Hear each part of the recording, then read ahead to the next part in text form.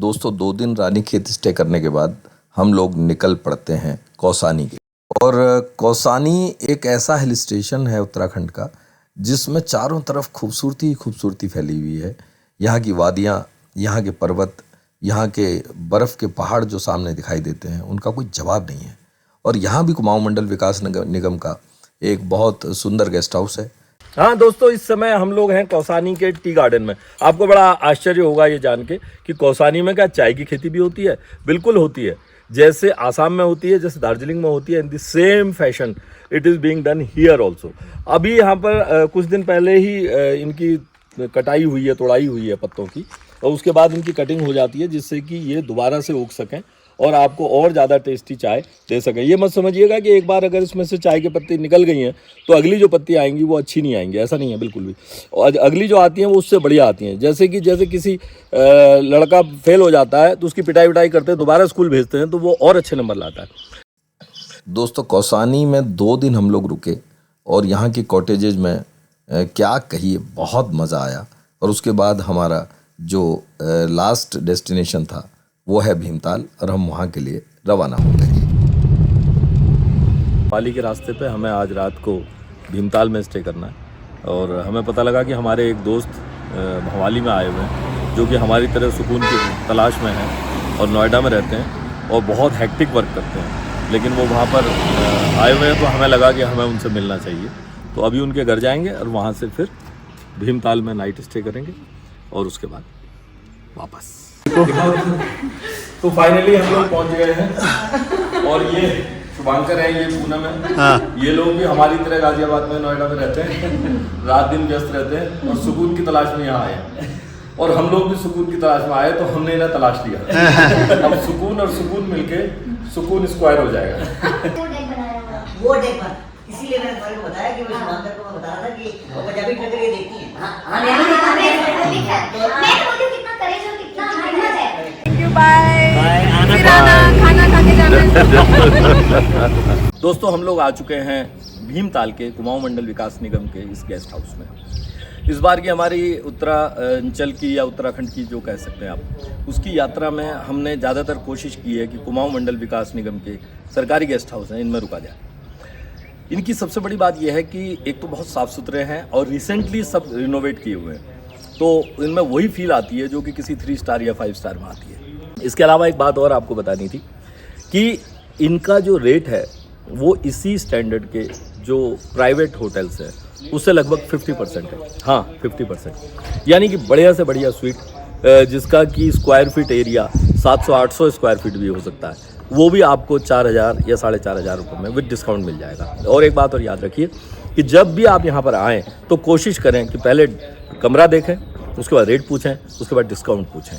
They can do up to 20% off discount. Yes, 20% off discount. तो दोस्तों हम भवाली पार करते हुए फाइनली भीमताल पहुँच गए हैं और भीमताल में भी कुमाऊं मंडल विकास निगम का जो गेस्ट हाउस कहिए या होटल कहिए उसमें एंटर कर गए हैं और हमको रूम अलॉट हो चुका है।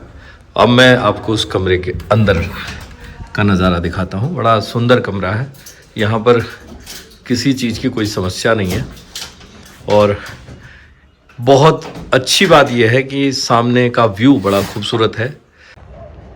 तो दोस्तों ये है नज़ारा भीमताल के ताल का और उसके ऊपर जो पहाड़ हैं और उसके दूसरे छोर पे जो गांव हैं उनमें लोग रहते हैं। कुछ घरों में लाइटें जल रही हैं, बहुत ही सुंदर नज़ारा है। और दोस्तों हमारे लिए चाय भी आ गई है और ये दूसरा कमरा है जो हम लोगों के पास है और हम लोग अब बैठ के चाय पीते हैं, उसका आनंद लेते हैं, देखते हैं कैसी चाय हम लोगों को पिलाते हैं।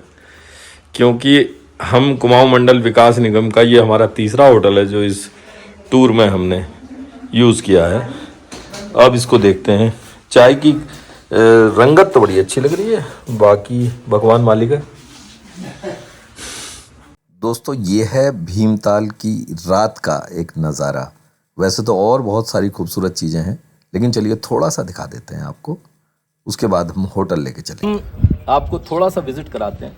This is the outside premises of Kumaon Mandal Vikas Nigam guest house, जिसको कई नामों से पुकारा जाता है।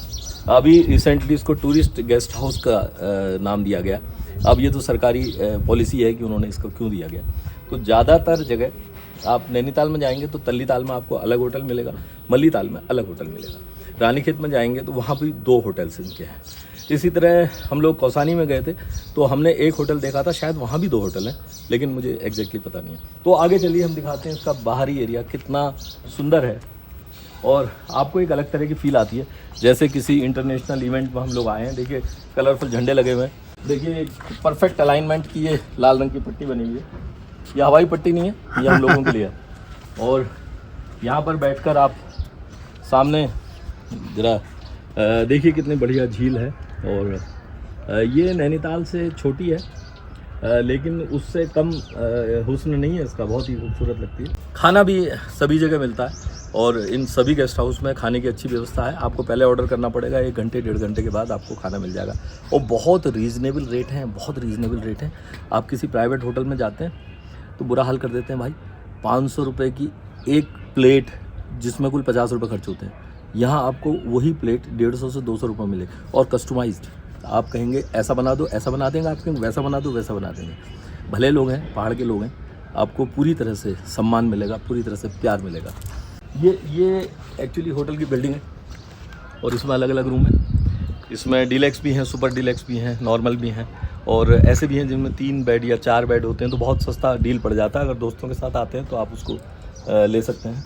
दोस्तों, 1 सप्ताह की एक बहुत ही खूबसूरत उत्तराखंड की यात्रा करके हम लोग वापसी की तैयारी कर रहे हैं।